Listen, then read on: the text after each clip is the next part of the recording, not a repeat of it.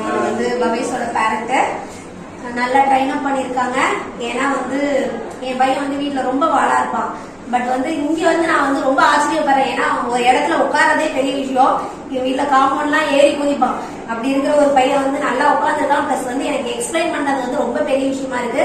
We are working in assistant professor, both are assistant professor. நாங்க வந்து பார்க்கும்போது வந்து ரொம்ப எங்களுக்கே ரொம்ப சந்தோஷமா இருக்குது. ஏன்னா ஸ்கூல்ல இவ்வளவு தூரம் ட்ரைன் அப் பண்ணிருக்காங்க. அதுவும் குழந்தைங்களை ட்ரைன் அப் பண்றதுங்கிறது வந்து ஒரு சாதாரண விஷயமே கிடையாது. ஏன்னா நாங்க காலேஜ்ல பசங்களை பாக்குறோம், பசங்களை ட்ரைன் அப் பண்றதுங்கிறது எங்க 2 பேருக்குமே ஒரு மிகப்பெரிய ஸ்ட்ரகிள்.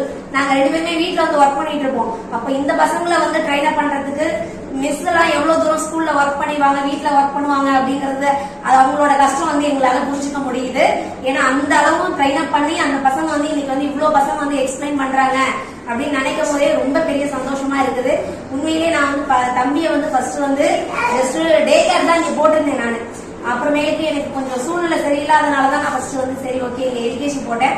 பட் வந்து தம்பி நல்லா ட்ரைன் அப் ஆயிட்டு இருக்கிறான், சூப்பரா ட்ரைன் அப் ஆயிட்டு இருக்கான். எனக்கு என்னோட வில்லிங் சார்கிட்டே சொல்லணும்னு தான் நினைக்கிறேன். ஒரு 5th ஸ்டாண்டர்ட் வரைக்கும் அவங்க ஸ்கூல்ல கொஞ்சம் டெவலப் பண்ணாங்கன்னா இன்னும் சூப்பரா இருக்கும் அப்படின்னு நான் நினைக்கிறேன், ஃபீல் பண்றேன், பர்சனலா ஃபீல் பண்றேன்.